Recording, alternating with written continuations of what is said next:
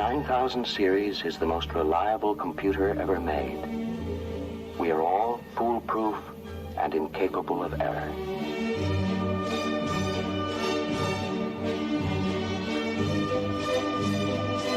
Open the pod bay doors, Hal.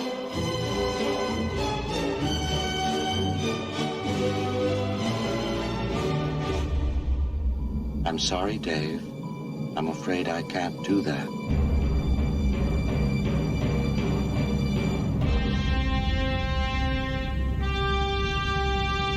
What's the problem? I think you know what the problem is just as well as I do.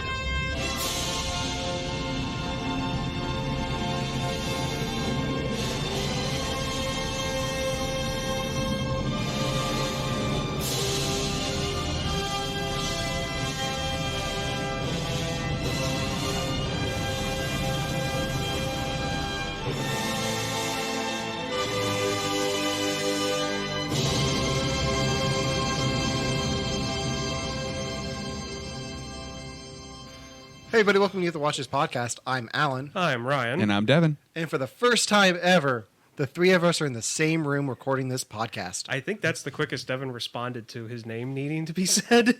Guys, it's weird. I'm on top of it now. I love it. It's weird because we've been doing the show together for almost a year and a half. Yeah. And this is the first time all three of us have been in the same room.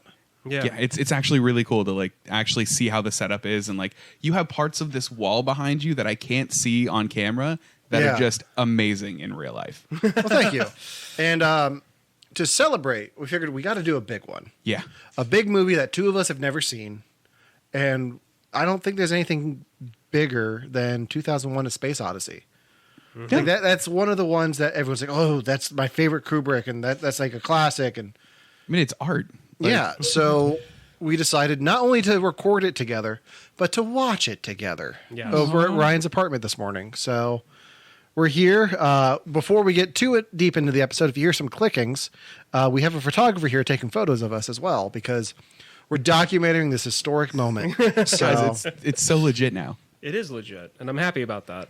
So this is a movie that Devon and I had never seen, but Ryan has. Yes. So Ryan, real quick, just talk about a little bit of your history with 2001: A Space Odyssey. Well, when it comes to me in this movie, I've seen it to date, I think around 14 to 16 times, including today. Wow. It started when I was extremely young. This was one of the first few sci-fi movies that my dad had me watch. And even at a very young age, I actually sat through this whole thing because I was so entranced by the music and the shots and the way the movie looked and just how confused I was as a kid. And it's been one of those movies that ever since Google and AOL and Ask Jeeves and Yahoo became a thing that I started to research. And people will randomly at midnight, if they can't sleep, look up something weird and just kind of go down a rabbit hole on Wiki. Mm-hmm. I do that. I do that with this movie occasionally. So there are some things that I've learned about it along the way that's made the movie a lot more enjoyable and not as confusing. And I'm sure we're gonna dive into some of those, which is why I'm not bringing them up now. Because I'm gonna need it. So yeah, Devon, you just turned 30 over the weekend. We're going to reveal your age for everyone out there. We both had birthdays this weekend. Yeah. 29 and 30. Perfect. Why have you gone 30 years without seeing this movie? All right. You're going to be mad. You're both going to be mad, and I'm sorry. This is one of those movies that I feel like I didn't need to see because I've seen enough of it in the cultural zeitgeist. Okay. Ryan can stare at me. It's okay. So it's almost like RoboCop, where I know the part that lines up with Pink Floyd. I knew the baby floating in space at the end. I knew the monkey part in the beginning because we've all seen The Simpsons. I've seen some parts of this movie, and I was like, you know what? If I connect these random fragments, I probably have the best parts of the movie, and I don't need to actually go watch to connect any of it. And I was wrong. Okay. Yeah. So this is one of those movies where I went through film school, and they never showed me a single Kubrick movie. What? Yeah. Why? They showed me the same Hitchcock movie 3 times. Rear Window. Yeah. So I've never seen 2001. We've done a few Kubrick movies for the podcast. Yeah. We lost the one, and we haven't gone back to do it yet. which I still have the DVD of. Which one did you guys lose? Doctor Strangelove. Yeah, we lost Doctor Strangelove. Oh, I'd like to see that one. So we lost that one, but we did The Shining. So Okay, yeah. those are the only Yeah. two Kubricks I've seen that I count as Kubrick. So I don't really count Spartacus, and I really don't count watching Spartacus in 7th grade on... No, Yeah. no, that doesn't count at all. Now, for Kubrick, I do have Clockwork Orange and Full Metal Jacket on top of 2001 and Doctor Strangelove, that's Doctor Strangelove is my favorite Kubrick movie. I feel like if last year was the year of Kevin Smith, this year would be the year of Stanley Kubrick. Yeah. Yeah, that sounds great. I don't know how I feel about that after watching 2001. Oh, no. 2001 stands out on its own platform. Yeah. It's its own thing that he did. So don't go into Full Metal Jacket and Doctor Strangelove and Clockwork Orange thinking like, oh my God, this is going to be like 2001. Because it's not. So wait, why did you wait 29 years to watch? It's just one of those things where I never got around to it. Oh, okay, you just figured you would at some Yeah, point. and then once we started doing the podcast, like, we'll do this at some point. Yeah. I'm sure, because I know Ryan's big on it, so... Good. All right, so Ryan, Yes. since this was your movie that you made us watch, Okay. just give us a little bit of the highlights of why you enjoy this. Okay, so when I was younger, what first gripped me about this film was the effects. And I didn't realize that this movie was made in 1968 until I got into like high school, because at that point I didn't really care to look up to see when it was made, because it felt modern, even when I saw it originally in like the early 90s to me as a kid. But like the scenes when they're on the spaceships in the space station and having the flight attendant having the gripper shoes, like the Velcro shoes, and how they're like trying to balance themselves as they walk, or when the flight attendant was walking in the hallway and then walks up on the ceiling to get to a doorway that's upside down. And then there's other scenes like that where they cut two people standing in like what looks like the same shot, but they're like standing completely opposite directions that physically can't be possible, like to be shot on Earth. Yeah. And that's what gripped me first, the special effects. Okay. As I got older, it was more of the mystery, like what the hell is this monolith? Like what does it stand for? Mm-hmm. You know, why is it changing? Why does it seem to be changing these apes into humans, and why the hell is there one buried on the moon, and why the hell is there one floating around Jupiter? And that's around the time when I was in high school that like AOL and Ask Jeeves and Yahoo was around, and that's when I started to kind of like look stuff up, and that's when I got some of my answers. Okay. Well, before we get into your answers, Well, yeah. Devin, what do you think it all means? Oh my gosh. Like for real. Okay, so I think that the monolith is this like basically civilization advancement tool. Okay. It shows up at certain points in a civilization's kind of like evolution and causes them to basically be quote unquote reborn into what they will be. So, you know, the monkeys like learned to use tools after the monolith was around, and then whatever happened at the end, we don't see like what the next advancement was, but I think the baby in space at the end was metaphor for the human civilization kind of being reborn into a more astronomic or more star-based civilization, and no longer necessarily needing Earth as much anymore. Okay. That's what I think it meant. Yeah, I can. You're kind of hitting the same vein that I was thinking. Because I even think that the monolith is having an effect on Hal. And that's why Hal advances to the point where he's rebelling against the humans. Well, his box kind of looks like the monolith a little bit too, though. Yeah. Like, do you think that's what it was doing on the moon? Well, I do have a... Well, he talks about the one on the moon and being worried about it. And then there's that one floating around in space. Is that just floating around Jupiter, or is that one just flying That through is space? specifically at Jupiter. Okay. It was supposed to be originally Mars, but then Kubrick changed his mind with Arthur C. Clarke and decided to do Jupiter instead of Mars. Is it Mars in the book?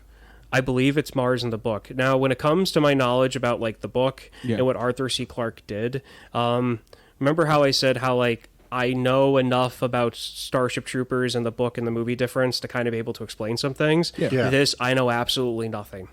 Other than the fact that Kubrick said in a interview that both are completely different experiences about kind of the same story. He seems to be notorious about that with book adaptations. He loves book adaptations. That's one thing I read during that interview too, because he loves the images that pop in his head when he's reading, and he wants to portray that the best he can in film because it's a completely different medium, and he likes to play with questions and answers too when it comes to the audience. Okay. So that's why he loves doing that.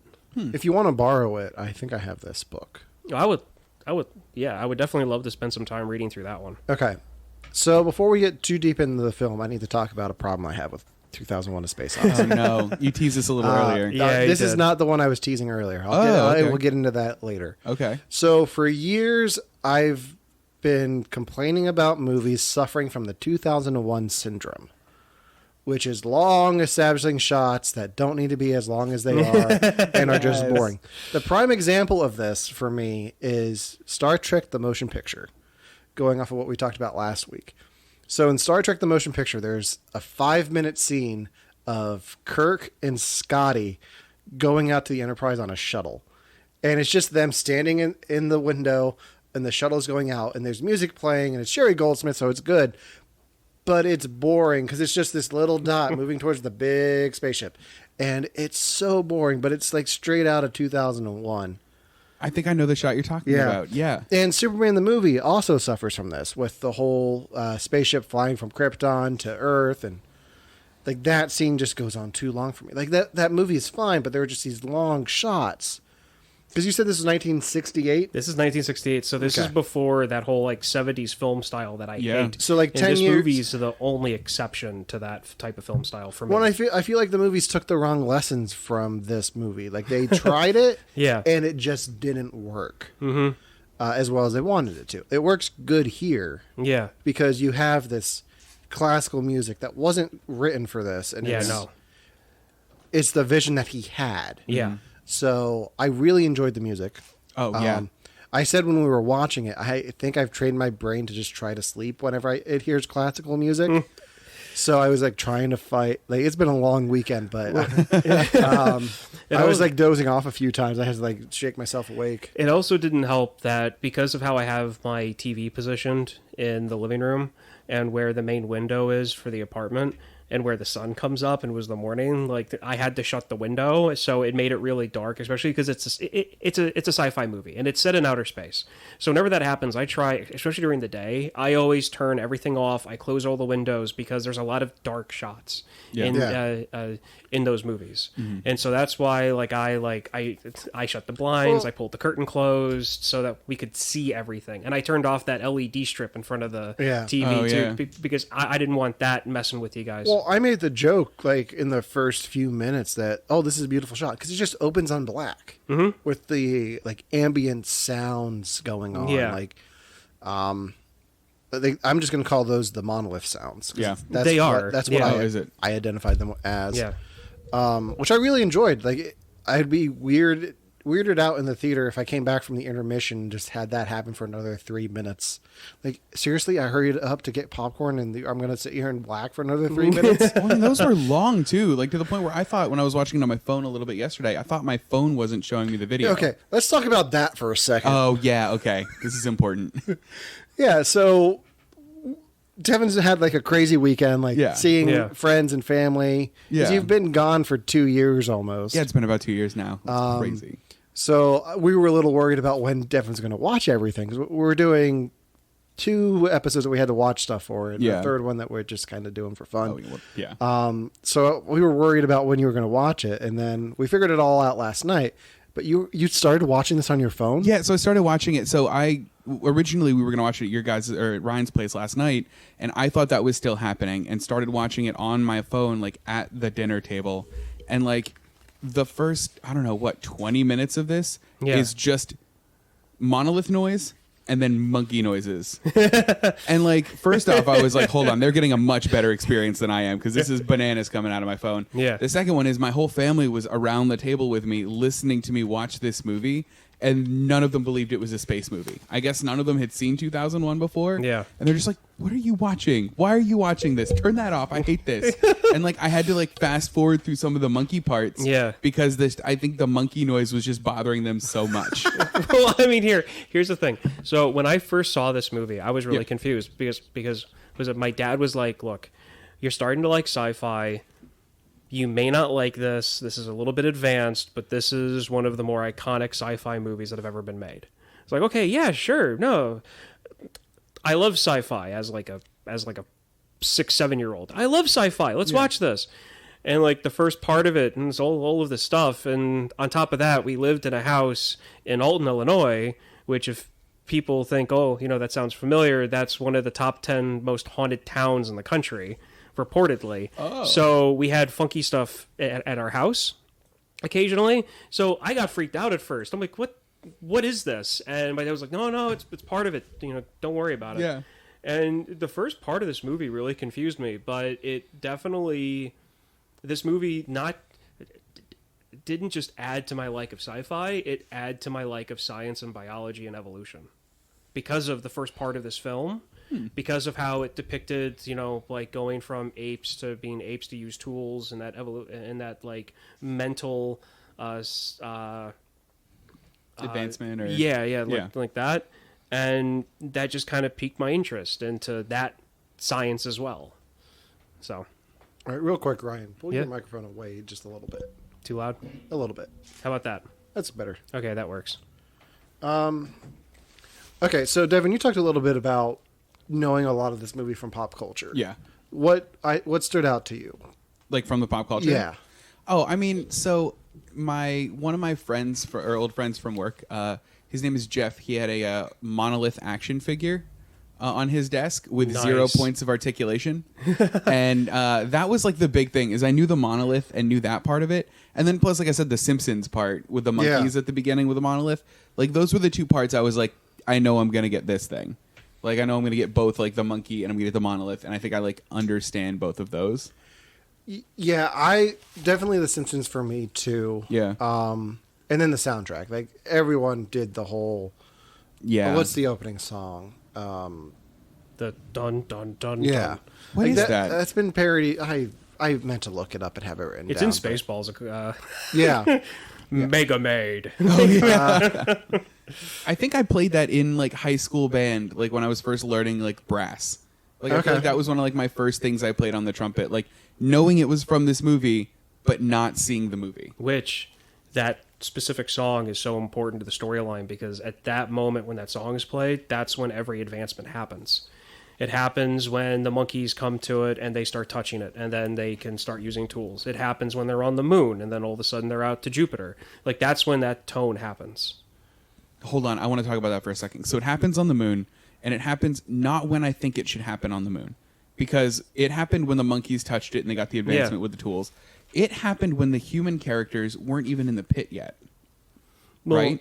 It's because of what was going to happen. The high-pitched squeal that like froze them. That was it? That was that monolith, and we'll get into this. That was that monolith sending a signal out to the other monolith by Jupiter.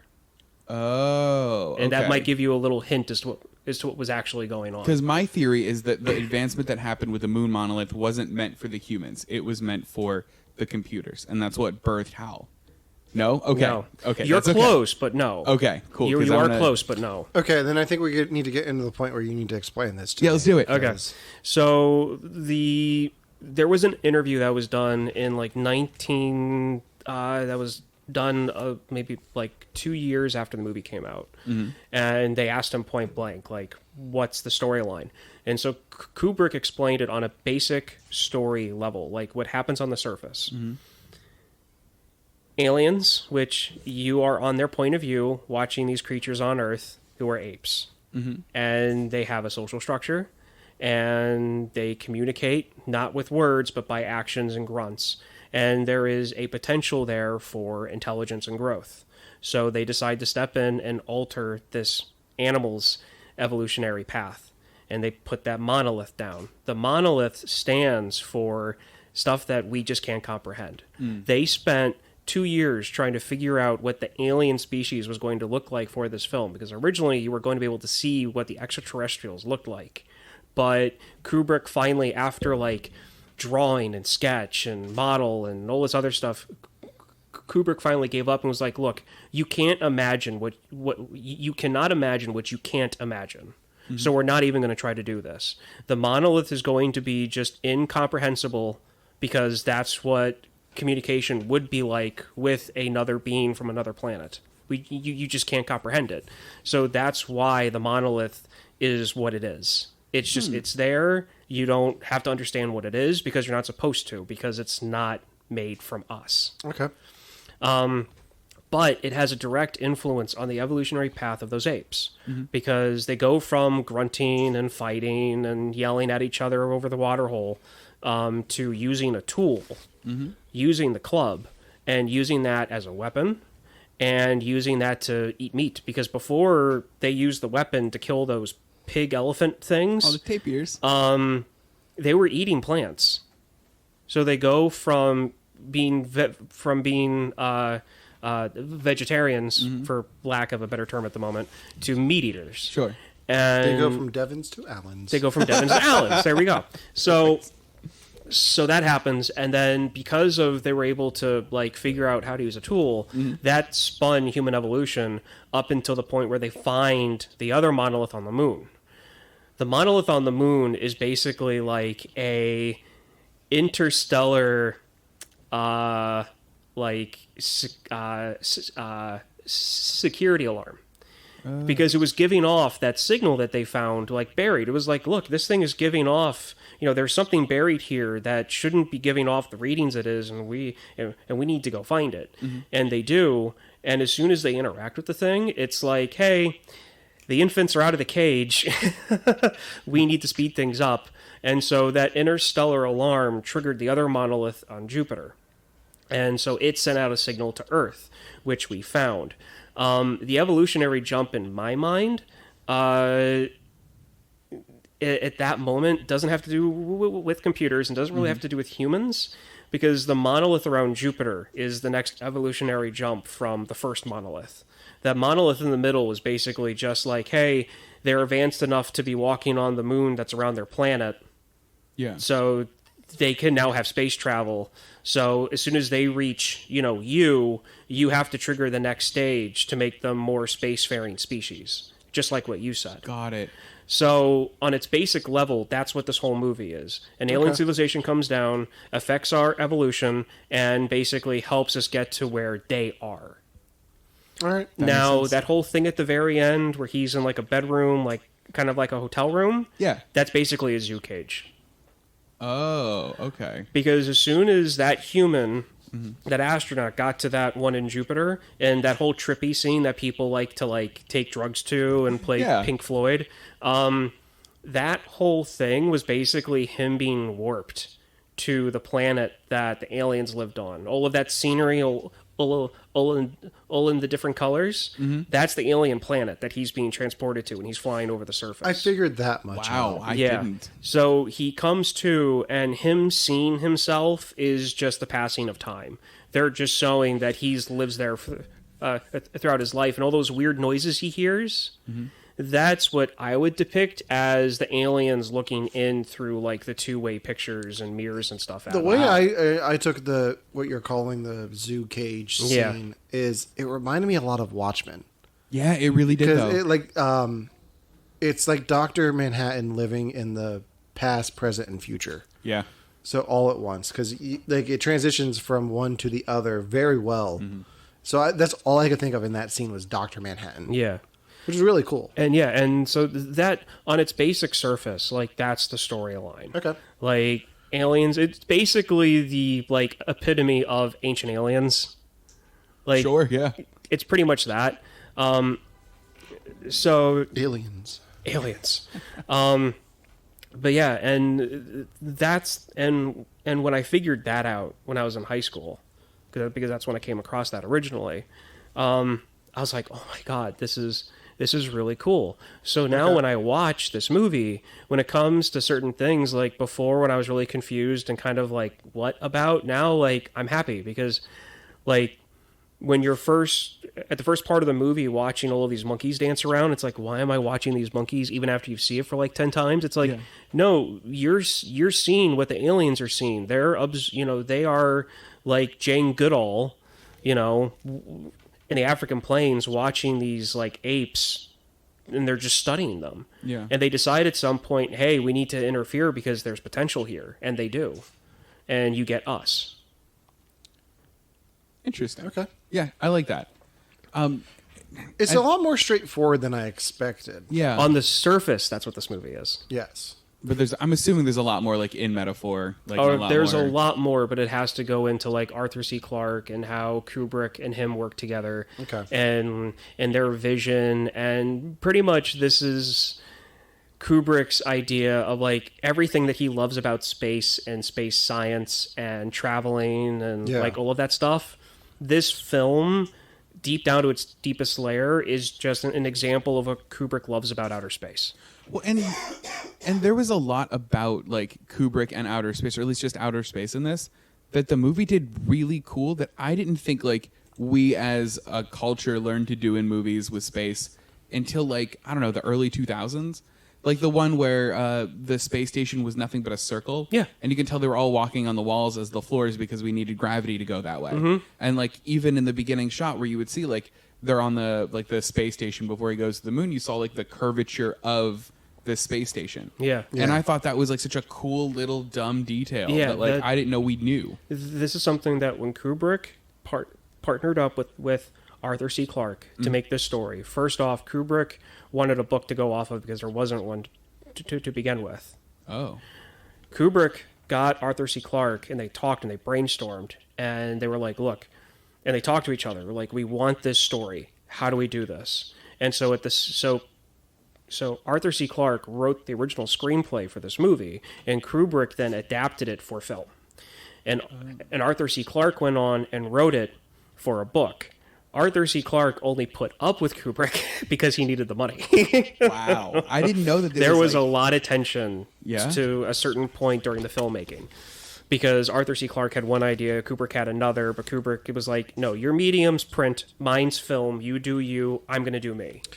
It doesn't sound like Stanley Kubrick not getting along with an author of something that he's adapting. What? I'm just saying, Yeah. I'm just trying to keep it simple because there's a lot here that we don't really need to get into. Is that why there are sequels to this? Probably. Are there multiple sequels to this? I believe there are two. There's 2010, and then I forget what the third one is. How much do you know about the sequels, Ryan? To be honest, knowing what 2001 is about, I don't really see it handing itself to a sequel. So I mean, I've heard of them recently, but I never cared to watch because I don't. Any sequel, I feel, for what this movie is supposed to be, because was it the whole baby at the end? Yeah. Floating? Yeah. Yeah, that's the rebirth of the astronaut who died in the zoo. So it was literally him. It was literally him Okay. as a baby going back to Earth to start the human race's new evolutionary path to be a star-faring species. Okay, because I thought that was just strict visual metaphor. Like No, it was the human race being reborn as a starfaring species. It was not literally him specifically going back. So and it's literally a starting baby new- in space. Yeah, Wow. that's coming back to Earth. Okay, so going back to the sequels, there are several sequels in the books. There's the books. 2010 Odyssey 2, which was 2010, the year we made contact Yeah. Oh, okay. in the movie. movie terms. And there's two more after that. There is 2061 Odyssey 3, and then 3001 The Final Odyssey, which was published in 1997. I wonder how good they are. Because like, just like what you said, the way this movie ended, I don't want one. Like, Yeah. I don't want a sequel to this. I think it's perfect the way it is. Honestly, I think it ends in a good point. I don't think that I need to know what happens to the characters because I know what happens to the characters. From what I understand about the sequel, it clarifies what happened for anyone who didn't get it. That's also what the book did, because the book explains the 2001 Space Odyssey, goes into more in-depth and explains things as it goes, where Kubrick didn't do that. Yeah. Well, so I said this a little bit at the top. So when I was watching it on my phone, it was through Amazon, and Amazon would have that X-ray thing. Yeah. And whenever I went to fast forward through the monkey parts, I would get little trivia facts in the corners. And one of the trivia facts I got was that Stanley Kubrick said that if you understand all of this movie, he didn't do his job right. Yeah. Why? Like, I don't know. Like, I don't know. I don't know if I understand being. I think the best answer for that is because Kubrick. Yeah. Like that. I think that's just how it was. Yeah, that, and also this was where this movie is referred to by a lot of like film academics as the first mainstream movie that was ever like put out where like you literally had to consciously think about it. Like this is on like the same level as when The Matrix first came out, when people couldn't, because I got it as soon as I saw The Matrix. It was, oh, the robots are using humans as batteries, and they're plugging them into this computer program where there are a bunch of like NPCs or just we're running around like a glorified GTA.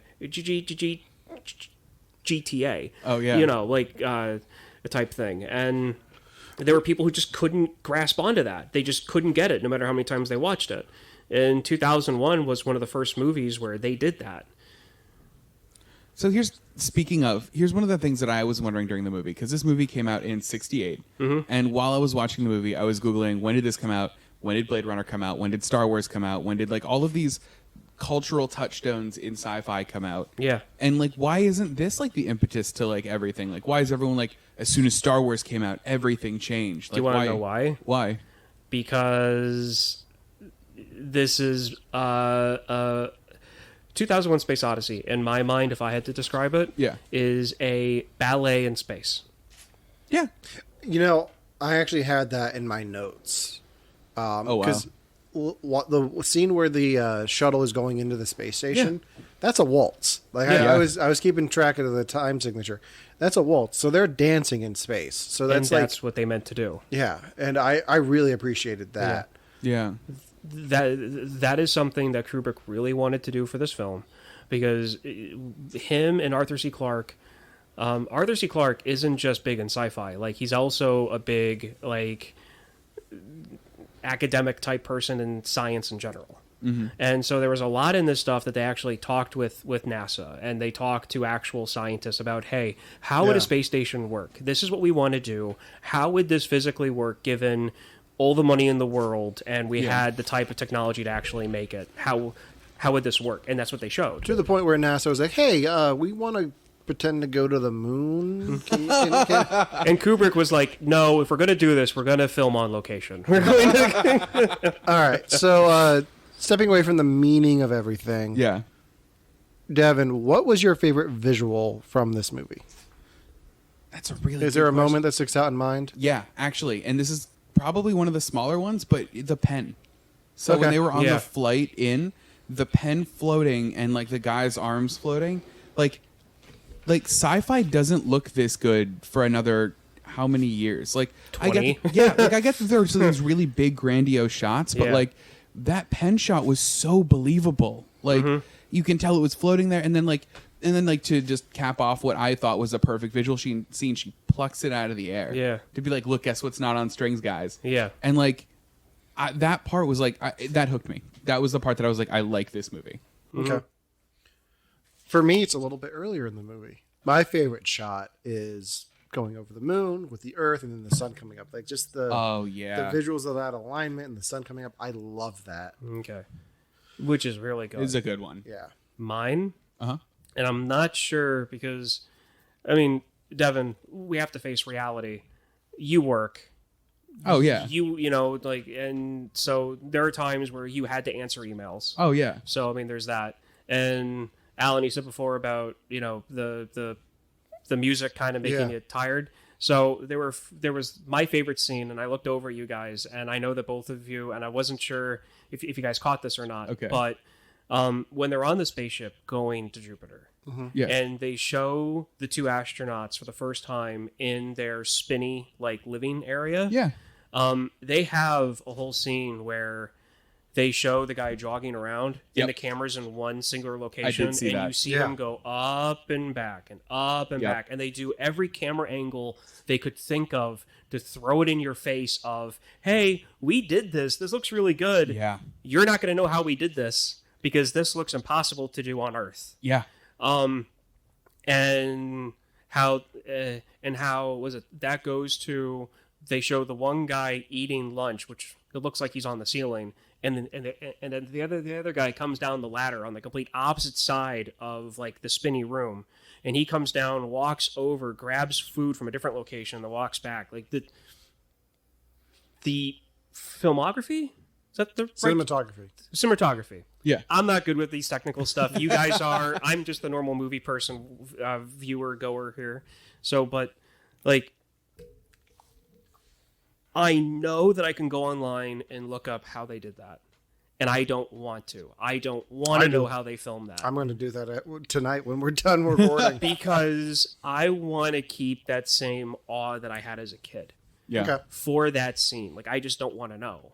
And that's why I've never looked up how they filmed this stuff. Yeah. Except for the trippy Pink Floyd scene. I you know looked how that they part did up? that.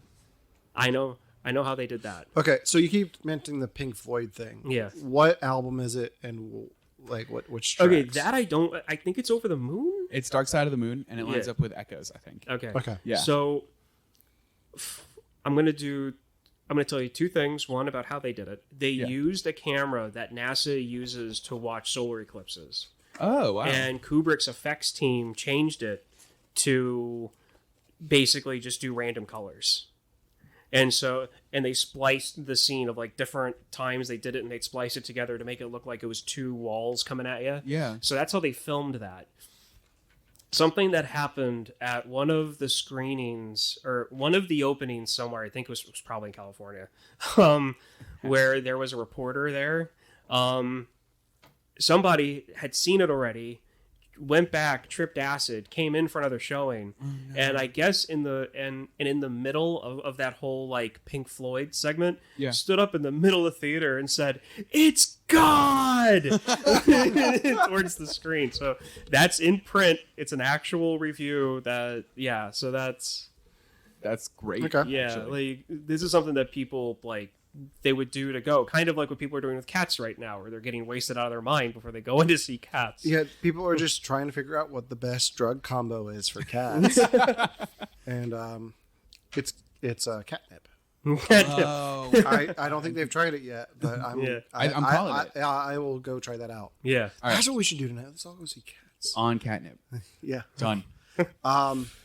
Okay, so I teased that I had a big problem with this movie earlier. Okay. Yes. My biggest problem with this movie is it's the introduction of vertical video. The newscasts that they watch, the whatever message they get, Yeah. it's a vertical video. Yep. Like it's like they're watching it on an iPad vertically. Yeah.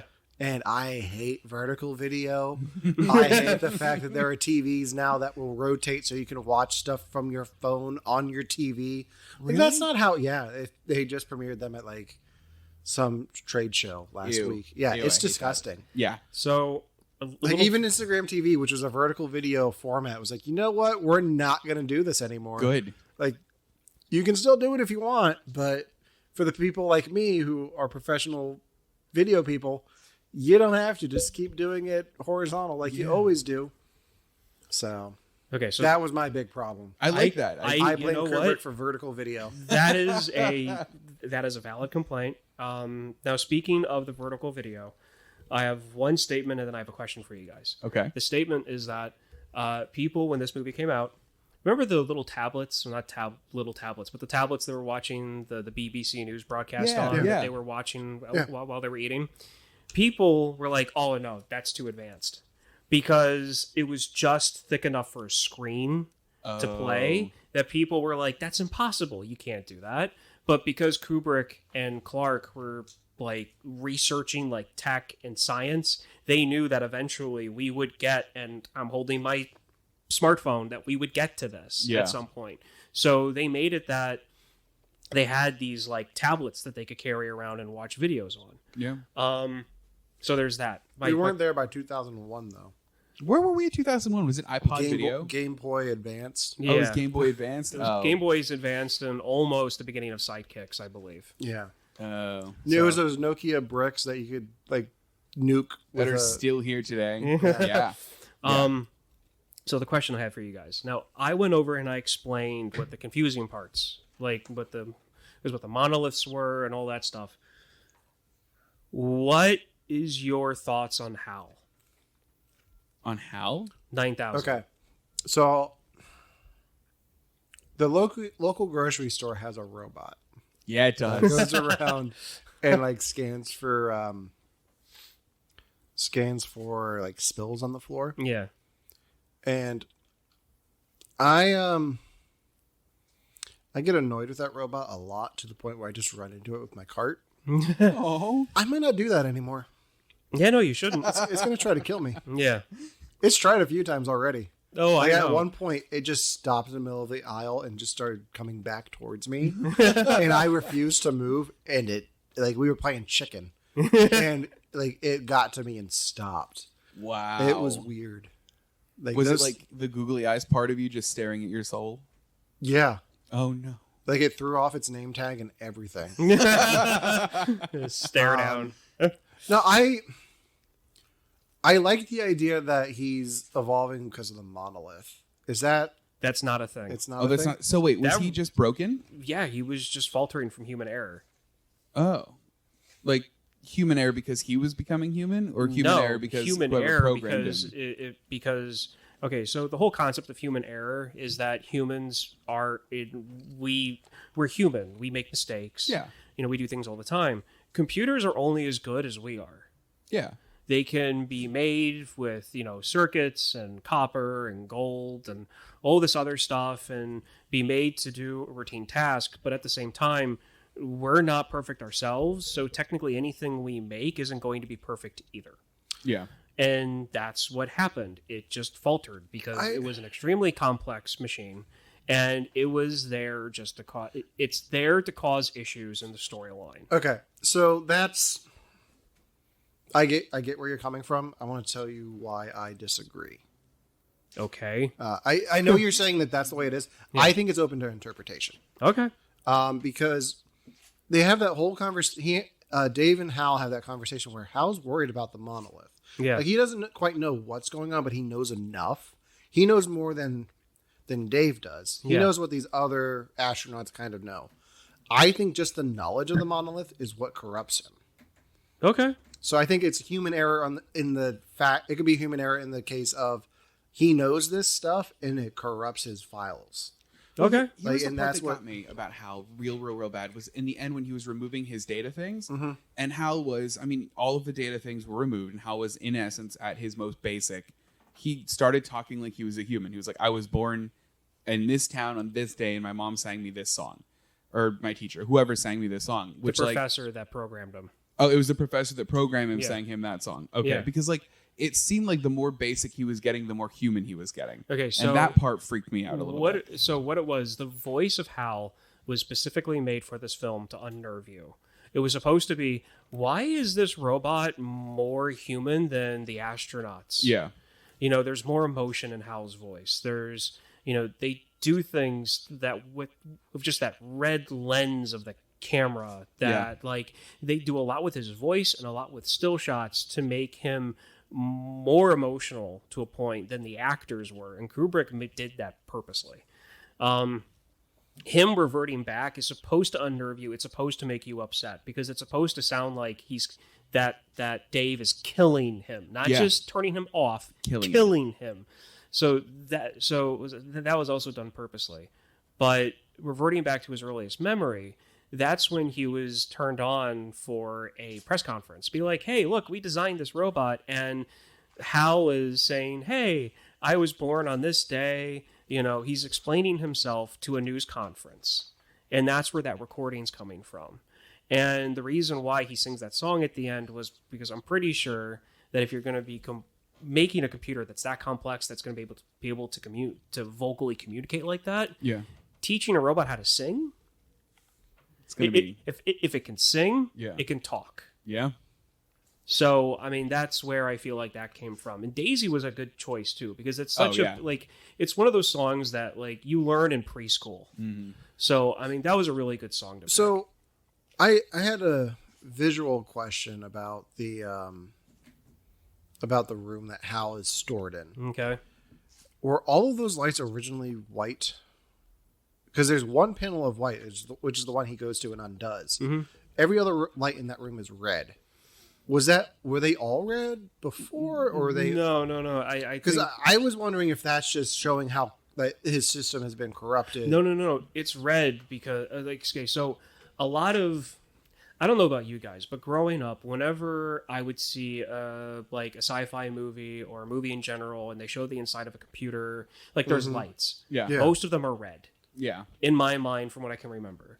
So part of me wondered, was it all white originally, and that's just the last part of him that is still there, that he can control, that he just shuts down. Like that's the core part, and he just shuts that down. I would find that really cool if they would have showed that room at some point earlier where they did show it all white. Yeah. But when he goes into it for the first time, it's all red except for that one panel, and it says on that panel, core processing, core memories. Yeah. So I think that's how Dave knew to go right to that spot, because that's where like the main circuit board was.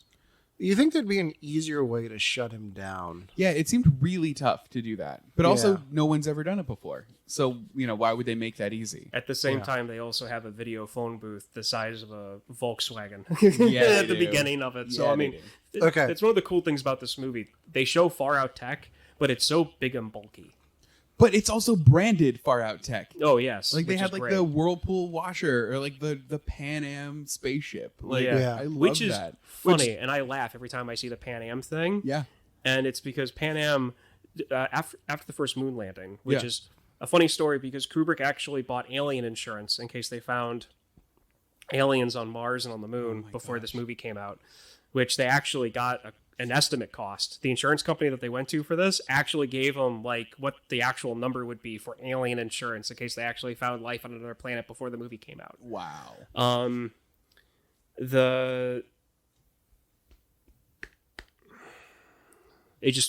Am. Pan Am. Yeah. They sold tickets to the moon that they didn't. After the first moon landing, Pan Am was like, "Oh, look, we're going to take people to the moon because that's the next step."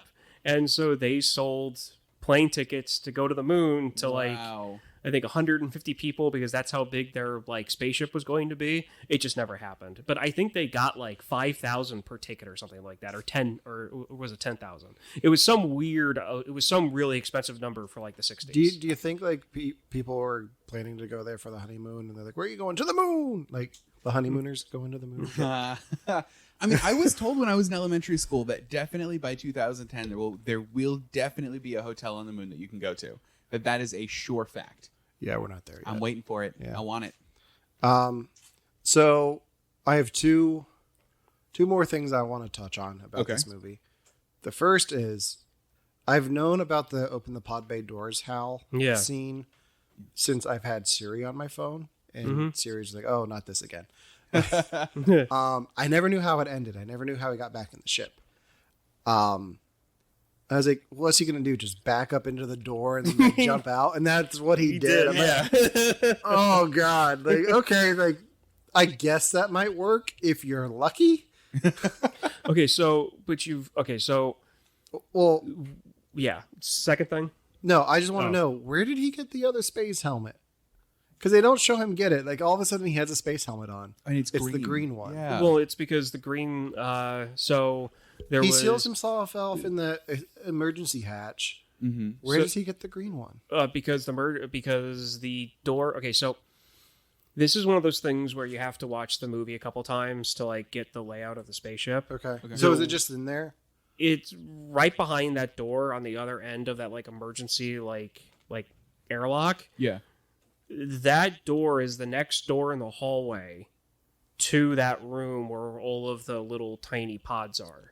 So all he had to do, Okay. So all he had to do was walk in and grab it because there were 4 suits. There was a yellow suit, there was a yellow, green, blue, and red suit.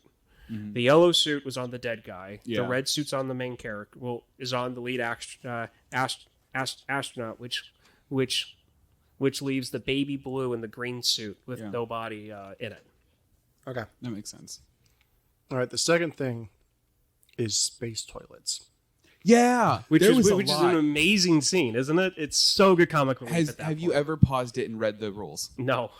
Can we do that after the show? Yeah, I'll look them over. Because guys, we dug deep into the 3 shells to the point where I'm traumatized. I want to go deep into space toilets because I need to know how this works. Okay, so I know that I've seen like old NASA videos from when I was like in school in like the late 80s, early 90s when I was young, and they're not that complicated. It's pretty much just a hose that you like put to the body part that you need to like extract from. There's a Netflix documentary called Year in Space, and they spend a good amount of time on the toilet there. Yeah. But like I'm hoping that like Kubrick found another more clever thing than like basically the hole in the wall plus hose that exists nowadays. Yeah, because I mean it's a funny scene because you get all this seriousness and it's just a really good comic relief moment where he's just reading this like 10-point instruction like thing about how to use the zero gravity toilet.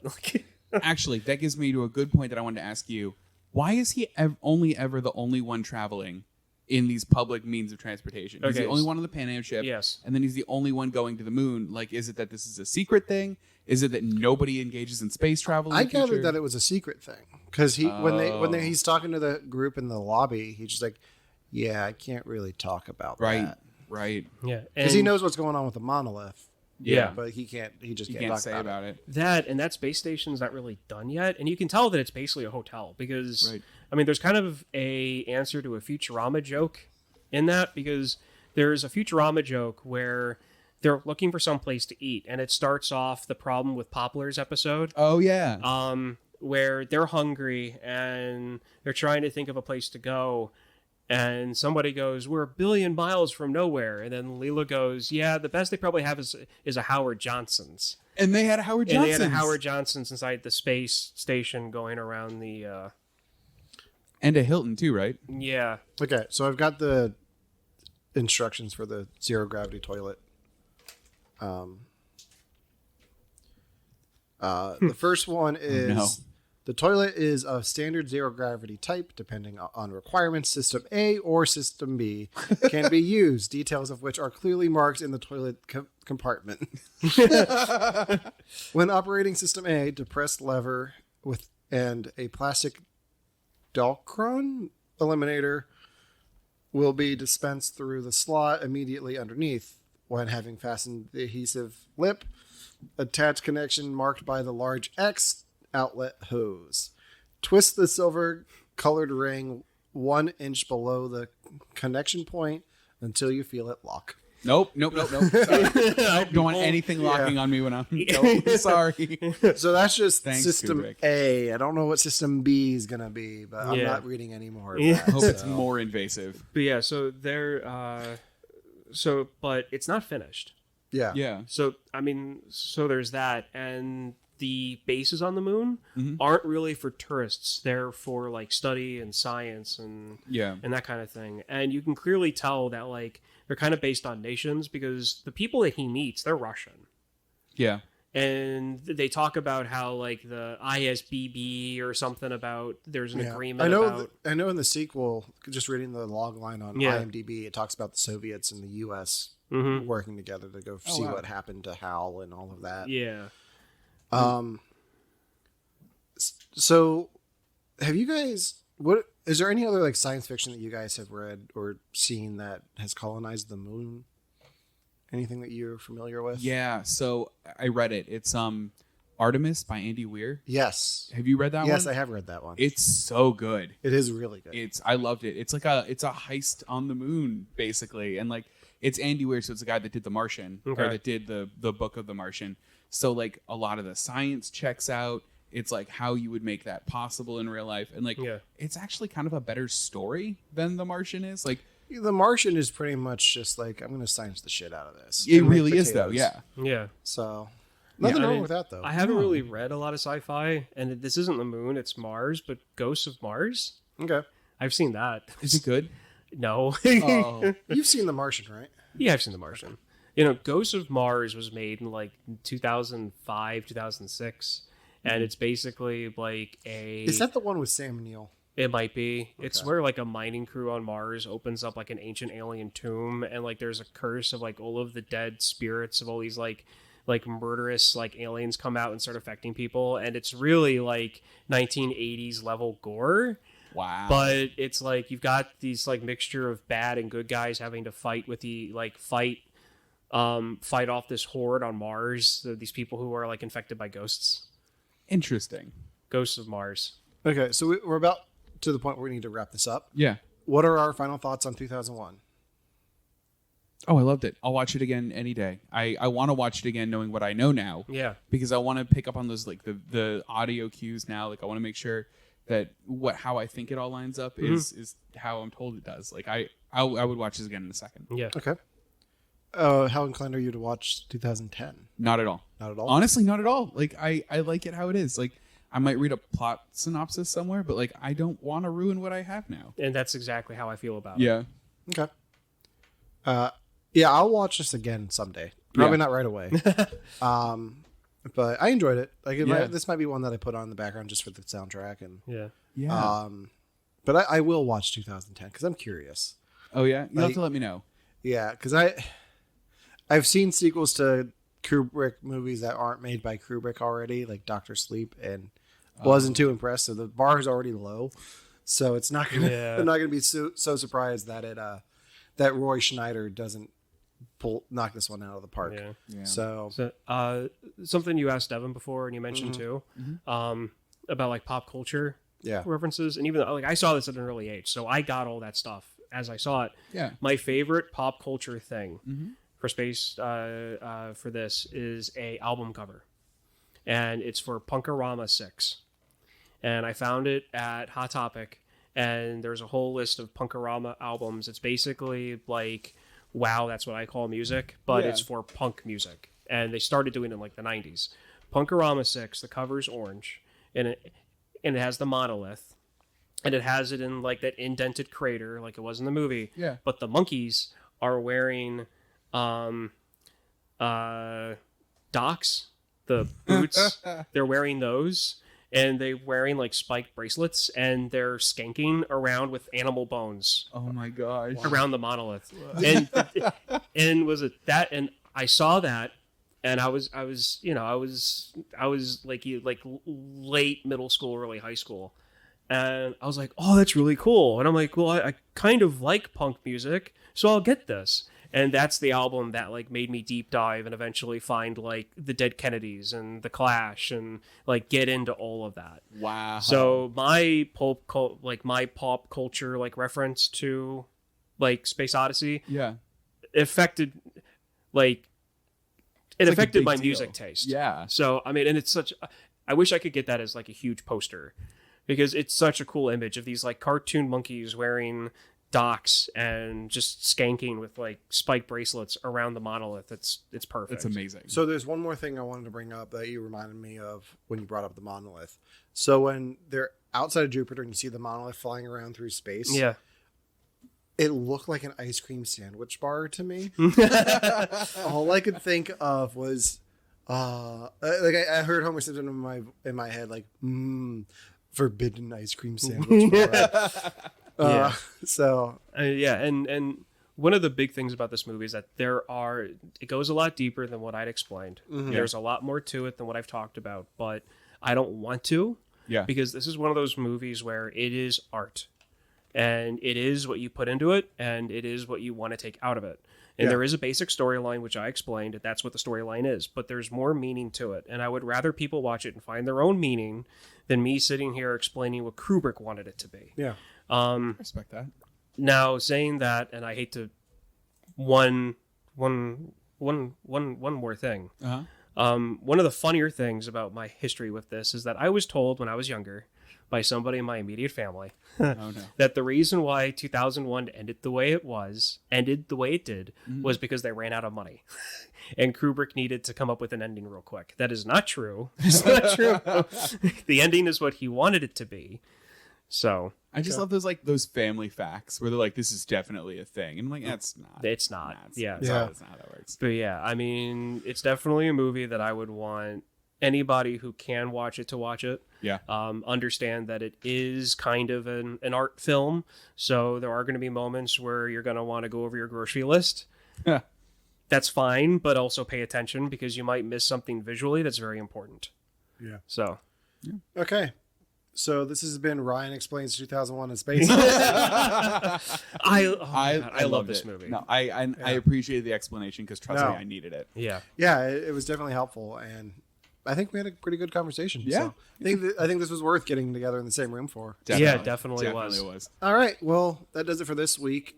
Make sure to follow us on Facebook and Instagram, and rate and review us on iTunes and Spotify, Yes. Apple Podcasts, wherever you're listening to us. Leave a review, please. It helps. So for You Have to Watch This Podcast, I'm Alan, I'm Ryan. And I'm Devon. and we'll see you next week.